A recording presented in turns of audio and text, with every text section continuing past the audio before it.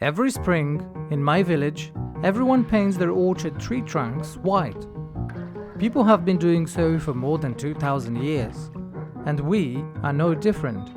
It works, and everyone does it. But a while ago I came across a photo of an old lady painting her trees, and it was beautiful. So beautiful that this idea lived in my head ever since. So this spring, I finally decided to do something about it. So, today, I'm turning this 2000-year-old tradition into art, without being an artist.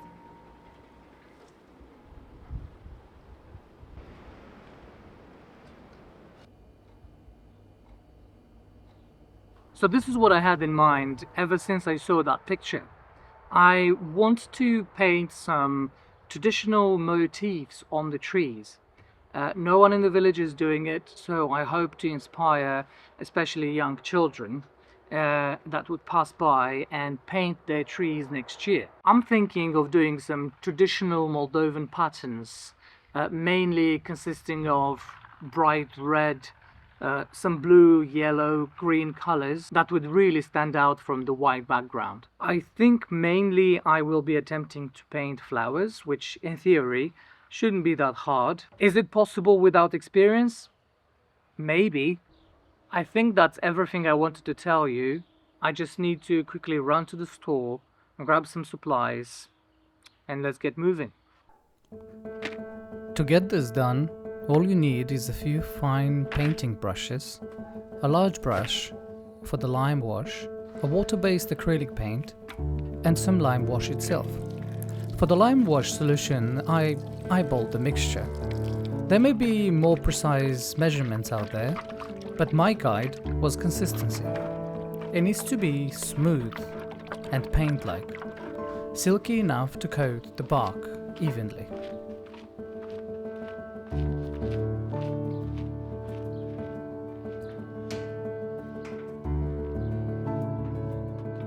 Before applying the lime wash, I clean the tree trunks with a metal brush. This removes loose bark, dead tissue, and any overwhelming pests or eggs hiding in the crevices.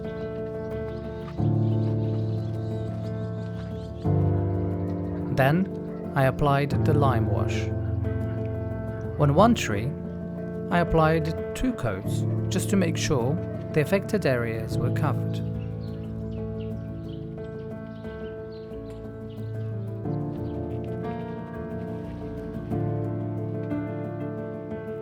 Painting trees with lime wash is not just a village tradition. Although there are some controversies around this topic, it's known for killing fungal spores, bacteria, and other bark disease.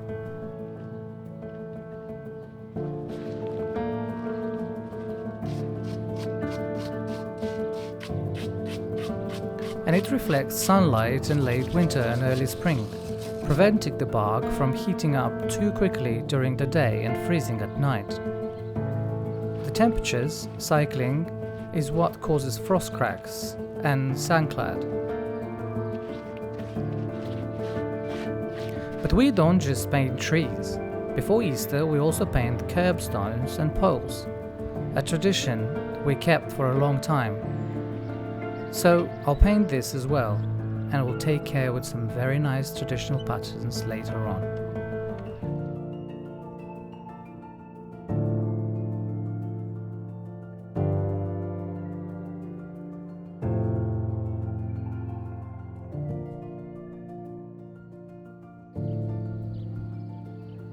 It's time to do the hard part, which is painting. Luckily, I have my family visiting me. Well, some siblings are chilling, others are helping. That's my sister, Anna. And my sister, she's actually a painter. And I thought it would be extremely nice to see the difference between me, a non-artist, non-painter, and my sister that actually knows how to paint. So she'll be doing one side of the tree, and I'll be doing the other side of the tree. So let's see how it turns out. For painting on the trees, we've got acrylic paintings which are water-based. It's actually preferable to have water-based acrylic painting because it will wash away after a while together with the lime, so you could do new designs each year, and it's safer for the trees as well. I found 2 lids from Random Things which we will be using as paint palettes, where we could mix colors and experiment with colors on them. We've got a few hours of light left, and I really hope we'll manage to do it, but we'll see how it goes. Once you start painting and you get into the flow, it might be that we'll be able to finish by tonight. So here we go. We'll put some classical music on and let's paint.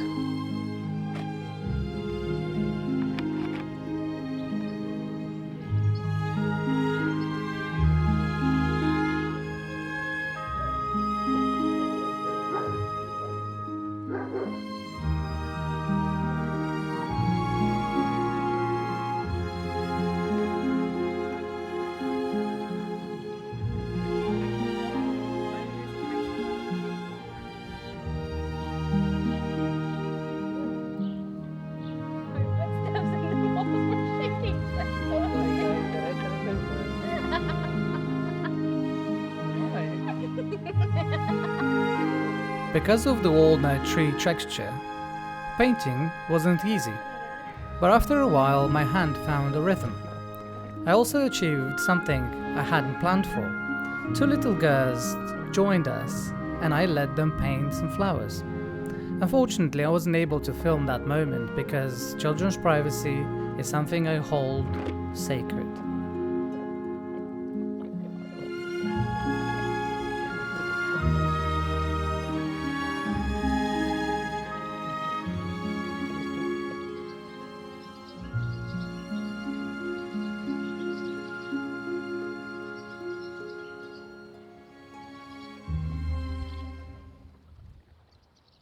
By the end of the day, one thing was clear. My paintings needed a bit of improvement. If I wanted the next one to be a bit better.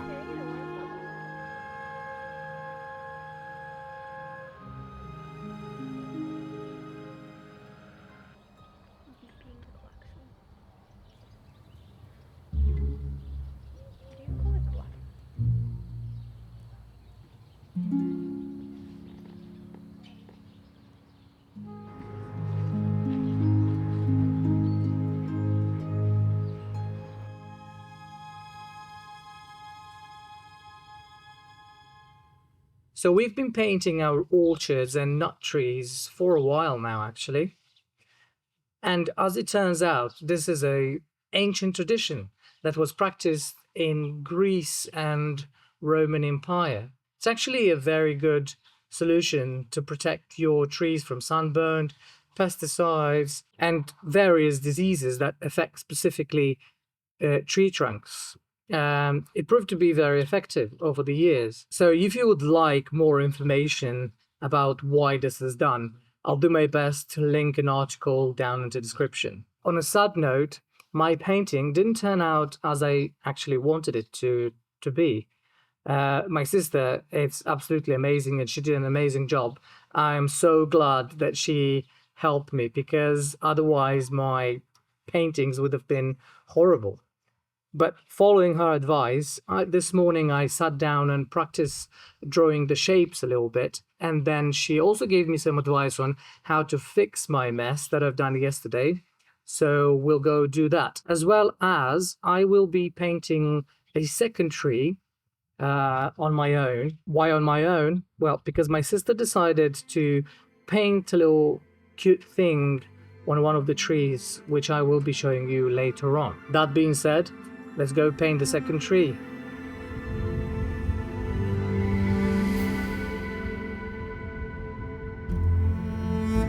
With a little more practice, and what I thought was a solid fix to the previous day's work,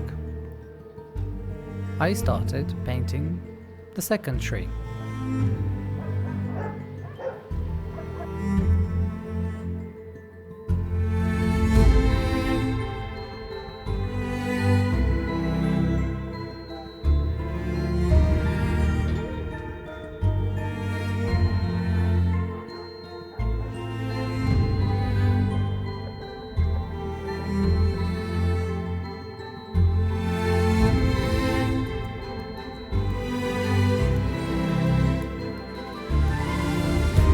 Meanwhile, my sister did a wonderful job at painting the patterns on the paw.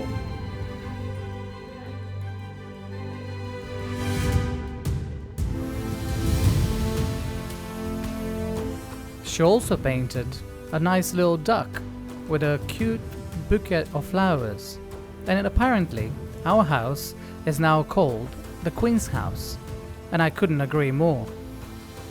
But the most important lessons from all of this adventure is this: if you put your mind to it, even with limited resources and a little creativity, you are capable of making beautiful things. On that note, in the next episode, I will be attempting to build the most beautiful thing that I am capable of. I have no woodworking experience whatsoever, but I think it's turning out quite well. So stick around.